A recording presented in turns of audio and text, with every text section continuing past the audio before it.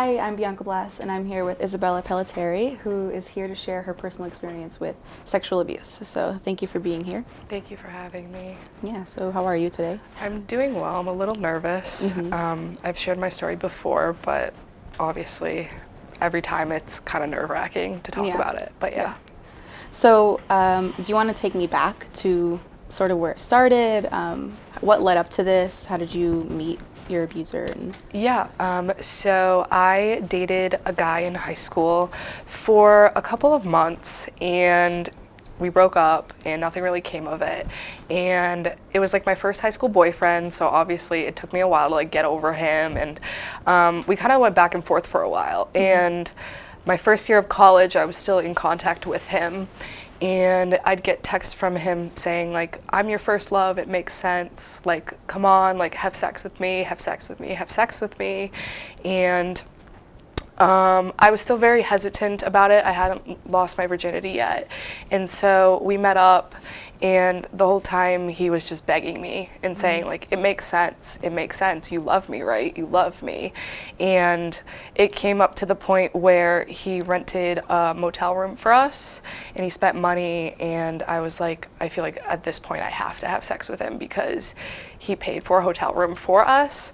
And I remember being like in the room, and he really just like did it and like stuck it in, and I wasn't ready and I wasn't prepared, and I was just like, oh, that's it. And like it ended, and like he just turned over, and that was it. And I just remember feeling disgusting and like dirty and just like a piece of trash. And the next day he dropped me off at school, and he was like, we can't talk anymore, I have a girlfriend, so we can't associate with each other. And yeah, I just felt literally like a piece of trash, like I was just used. And yeah, and up until that point, after that, I was finding solace in people trying to complete me after that incident. I haven't had like a real relationship since that point, because I just don't trust anybody like at all. Like I think they're just going to manipulate me into having sex and then just drop me. And there's points where I still feel that way and feel like I'm not worth loving, and I'm just worth having sex with and being dropped like a piece of trash, and like my body is just being used for that. But yeah. So when it first happened, did you tell someone immediately, or did you hesitate? So after he stopped talking to me and he was like, I can't be associated with you, my reaction, I obviously was devastated and really upset. And at the time I was going to another school. I wasn't at Emerson College, and I went to the therapists there and like asked to talk to somebody, like an emergency session kind of thing. And I told the person that I talked to what happened. But other than that, I kind of kept it on the down low, mostly because I didn't know that was kind of a form of sexual coercion. I just thought I had said okay, like I assumed just because it happened, like I had said okay. I didn't know, yes and no. I didn't know what that meant at the time. So I just thought I agreed to it, like nothing really happened. He just doesn't want to talk to me anymore, and so I didn't really tell anybody. And like I was saying before, I just kept meeting up with men and like having sex with them to try to feel something, and I just kept like pressing it down, and it got to a point where it like exploded. You started to come out about this situation. Was there anyone who doubted you or had anything sort of negative that went against things you said? Yeah, so my mom and my dad only recently found out about the sexual manipulation, literally last month, and it happened my freshman year of college. So when my mom first found out about it, she sent me a text and she goes, you weren't sexually abused, so don't say you were. And that broke me.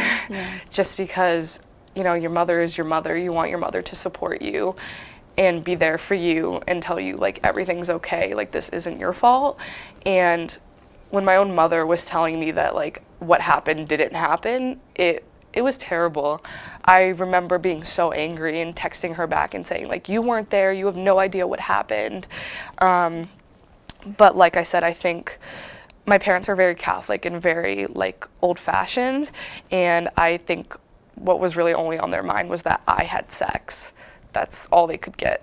That's all they could think about. They weren't thinking about what happened to me, and I still think my mother thinks that like I agreed to it. And it's terrible, like I said, because you want that support, you want your parents to be there for you, but at times you're going to have people who aren't there for you and don't support you, but you have to be comfortable with the people who do support you and who are there for you. What kind of support do you think helps the most in situations like these? Probably people who I can relate to, like my best friend, Kerrigan, who was also a sexual assault survivor. And I think finding the people who can say, like, I understand what you've been through is probably the best thing. Because obviously you're going to have those people who don't understand what you've been through. But I think talking to people like that really does help, and knowing that like you're not alone and stuff has happened to other people as well. And it's not just you know what I mean? And when you didn't speak out about it, how did it feel to have something like that sort of hidden, I guess? It dwells. Definitely, it dwells on you in your everyday life. Even if like you're not, say for example, like you're not with somebody or you're not like in a relationship, like it dwells on your everyday life and your self-confidence and your worth as a human being. Because when you're used or assaulted or manipulated or anything like that, it takes a toll on your like just your self-worth in general. Yeah. Throughout your life. And like I was saying before, it probably will dwell on me for the rest of my life, unfortunately. But learning to live with it, you know, is the hardest part. Recently, in this past year, you and I think your best friend, what was her name again? Kerrigan. Kerrigan, yeah. You guys put together a GoFundMe for a homeless man who spent a lot of time out right in front of Emerson. And do you want to just walk me through what happened with that? And yeah, so my best friend came to me and told me she wanted to help this man, his name is Robert, and create a GoFundMe for him because she had gotten to know him and his friends who were also seeking housing for the winter. And she came to me and she told me that she wanted to start a GoFundMe because she thought he was such a great guy who like really, really needed this. And I met him too, just when the GoFundMe started, and he seemed like such a nice man at the time.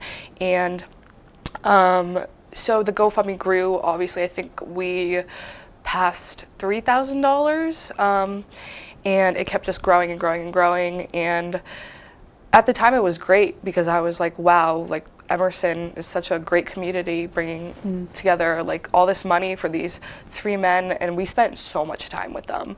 Every day after class, I would stop by with him and ask him how he's doing, and I would get to know a little bit of him. Like each day I would stop by and say hi to him. Same thing for Kerrigan. Like she would go out to lunch with him, she went out to lunch with his friends, and she really got to like know him. But while it was happening, I kind of had this weird voice in the back of my head, like that was telling me something was up. And anytime I would give him a hug, he would press up really hard against me, and it made me feel really uncomfortable. But like that other voice would be like, it's fine, Bella, like he's a nice guy, nothing's wrong, don't worry about it.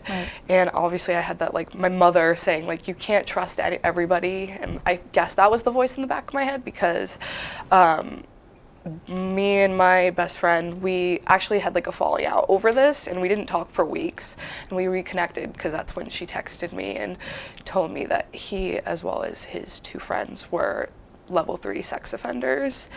And finding out was horrible, and it really did affect my mental health in going to classes because one, I had to try to avoid him because we went to the Emerson police and they said they couldn't really do anything about it. Because seeing him just brought back all the memories of being manipulated into getting you know, they manipulated me and my friend to getting what they wanted, and it brought back the memories of being manipulated in the beginning when I lost my virginity. And it kind of reminded me, I made the connection about just manipulation in general. And I told myself I would try to never let that happen again, but I feel like because it's happened to me, like I was saying before, I like move towards it. And so again, I felt dirty, I felt disgusting. I thought that all of Emerson were gonna think that we knew this the entire time. And my best friend is also a victim of sexual assault. And for us, it was terrible. It brought up all of these feelings again. And even today, when I walk to classes, I know he's not around, but you have that fear that he's there and he's gonna bring up, if seeing him just brings up all these horrible feelings again. Yeah. But yeah. So I'm assuming you were taking steps towards finding some sort of peace after the situations. And how close were you, and where are you at now? And what did that event have an effect on?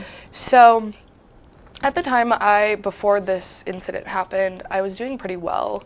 I was single, I was happy with myself, I was taking the steps, like you were saying, toward having that self-love toward myself. And then it happened, and it was definitely a couple of steps back, and I wasn't going to classes, I was staying in my room, I was sleeping so much, just because I kind of didn't. There are times where I was like, why do I want to be alive? I have those feelings sometimes, and they're normal. But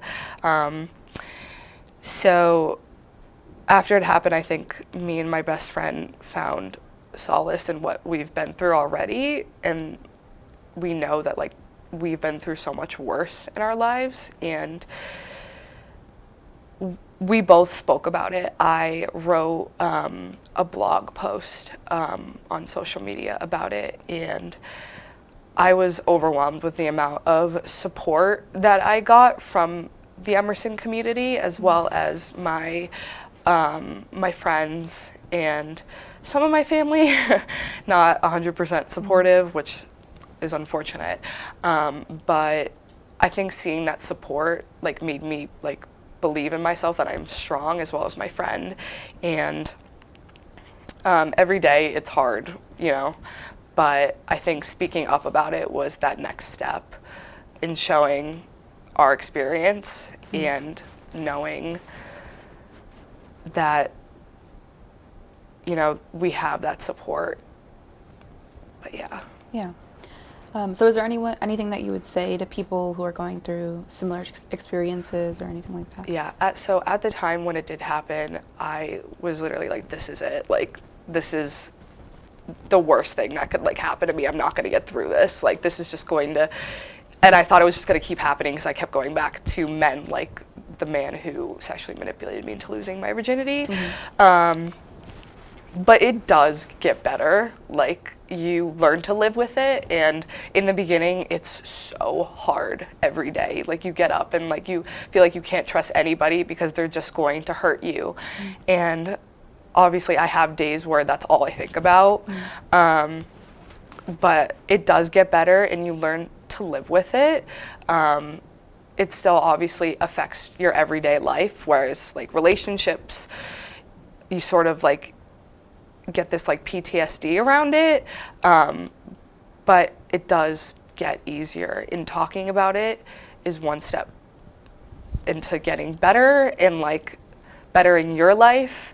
And again, I know it's so hard, but also it's not your fault, and you learn to realize that over time. In the beginning, you're gonna think it's your fault, and you know what I mean?